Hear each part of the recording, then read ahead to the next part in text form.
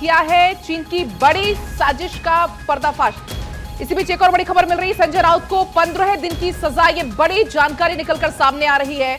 आपको बता दें कि मानहानि का ये पूरा मामला है जिसमें संजय राउत दोषी करार।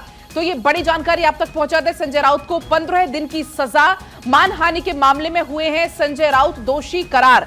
तो बड़ी जानकारी संजय राउत से जुड़ी हुई आप तक हम पहुंचा रहे हैं।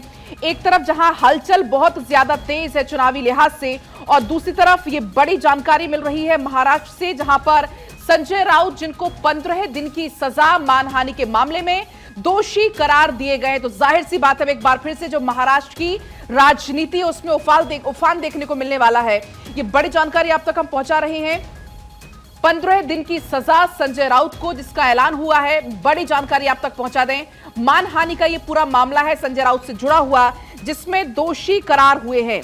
तो बड़ी खबर है संजय राउत से जुड़ी हुई आप तक पहुंचा दें, जिसमें संजय राउत को दोषी करार दिया गया है। 15 दिन की सजा का ऐलान इसमें हुआ है। तो बड़ी जानकारी आप तक पहुंचा दें। एक तरफ जहां महाराष्ट्र में चुनाव को देखते हुए हलचल बहुत ज्यादा तेज है, और दूसरी तरफ संजय राउत जो कि मानहानि के मामले में दोषी करार हुए हैं। तो बड़ी जानकारी आप तक पहुंचा रहे हैं।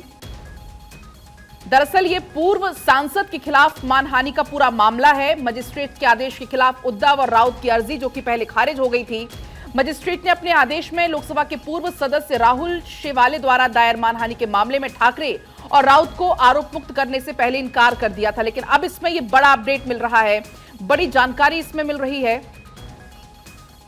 और इस बीच हमारे साथ सुमित जुड़ गए हैं फोन लाइन पर। सुमित, ये बड़ा अपडेट है, 15 दिन की सजा संजय राउत, पूरी अपडेट दीजिएगा इस पर। देखिए, मेट्रोपॉलिटन मजिस्ट्रेट जो है वो मुंबई की, उसने अब से कुछ ही देर पहले जो है वो फैसला सुनाया है और संजय रावत को दोषी ठहराया है इस पूरे मानहानि केस में। क्योंकि बीजेपी नेता किटिर सोमैया ने की पत्नी डॉक्टर मेघा किटिर सोमैया की शिकायत पर, मानहानि की जो शिकायत है वो दर्ज हुई थी, जिसके बाद कोर्ट ने संजय रावत को दोषी ठहरा दिया है।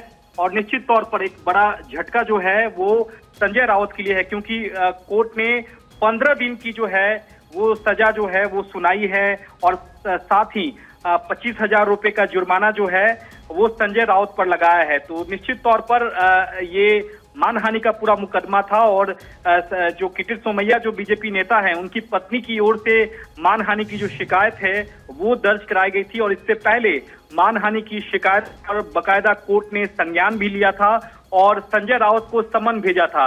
समन भेजने के बाद दोनों पक्षों को कोर्ट ने सुना। ट्रायल की प्रक्रिया जो है वो पूरी हुई, और कोर्ट ने पाया है कि जिस तरह से बयान संजय रावत की ओर से दिया गया था वो मानहानि कारक है, लिहाजा उनको मानहानि के मामले में कोर्ट ने दोषी ठहराते हुए 15 दिनों की सजा जो है वो सुनाई है। क्योंकि क्रिमिनल डिफेमेशन का ये पूरा मामला है, अधिकतम जो सजा है वो 2 साल की होती है, लेकिन कोर्ट ने माना है कि जिस तरह से इस पूरे मामले में जो बयान दिया गया था संजय रावत की ओर से वो मानहानि कारक था, लिहाजा 15 दिनों की जो है वो सजा जो है उस संजय रावत को कोर्ट ने सुनाई है। साथ ही 25,000 रुपए का जुर्माना भी लगाया है। सुमित, जब कोर्ट की तरफ से यह आदेश सुनाया गया, क्या कुछ बड़ी बातें जो कि कोर्ट की तरफ से पॉइंट आउट की गई इस पूरे मामले में?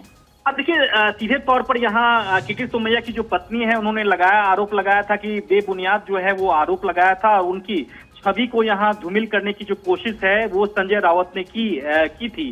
कोर्ट ने भी अपने फैसले में पाया है कि संजय रावत का जो बयान है वो मानहानि कारक है, लिहाजा क्रिमिनल डिफेमेशन में मामले में 2 साल की अधिकतम सजा होती है। लेकिन यहाँ कोर्ट ने कंसीडर किया है और 15 दिनों की सजा सुनाई है। हालांकि 25,000 का जुर्माना भी कोर्ट ने लगाया है, लेकिन निश्चित तौर पर इस फैसले को बॉम्बे हाई कोर्ट में संजय रावत चैलेंज करेंगे और वहां से भी उनको राहत मिल सकती है। क्योंकि महज 15 दिनों की ये सजा है, तो ऐसे में हाईकोर्ट से उन्हें फौरी तौर पर राहत मिल सकती है। क्योंकि ऐसे मामले में, खासकर मानहानि के मामले में देखा जाता है कि जब ऊपरी अदालत में जब यह मामला जाता है तो ऊपरी अदालत जो है वो दूसरे पक्ष को सुनने से पहले इसमें एक तरह से राहत दे देती है। राहुल गांधी के मामले में आपने सुना होगा कि राहुल गांधी के कन्विक्शन और सेंटेंसिंग पर कोर्ट ने रोक लगा दी थी, जिसके बाद उन्हें जेल नहीं जाना पड़ा था।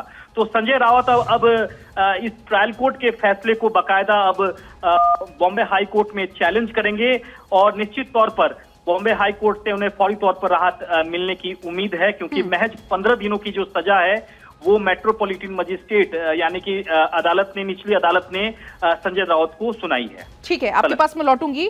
हमारे साथ क्योंकि सत्यप्रकाश भी लगातार लाइव जुड़े हुए हैं। सत्यप्रकाश, अब संजय राउत पर कहीं ना कहीं कानूनी शिकंजा कसता हुआ नजर आ रहा है, क्योंकि सजा का ऐलान हो गया, सजा के यहां पर दोषी करार हो गए मानहानि के मामले में संजय राउत। बिल्कुल, देखिए संजय राउत के ऊपर 15 दिन की सजा मतलब भारतीय शिवसेना यूबीटी के लिए बड़ा झटका है, क्योंकि संजय राउत सुबह से शाम तक जो है शिवसेना यूबीटी को रिप्रेजेंट करते हैं और पूरे दिन जो है शिवसेना यूबीटी के लिए वह प्रवक्ता के तौर पर बोलते भी रहते हैं और यही वजह है कि वह हमेशा सुर्खियों में रहते हैं। अब उनके ऊपर मानहानि का जो मामला है, जाहिर तौर पर संजय राउत ने कई बार ऐसे विवादित बयान दिए हैं, क्योंकि किरीट सोमैया ने जिस तरह के शिवसेना के ऊपर कई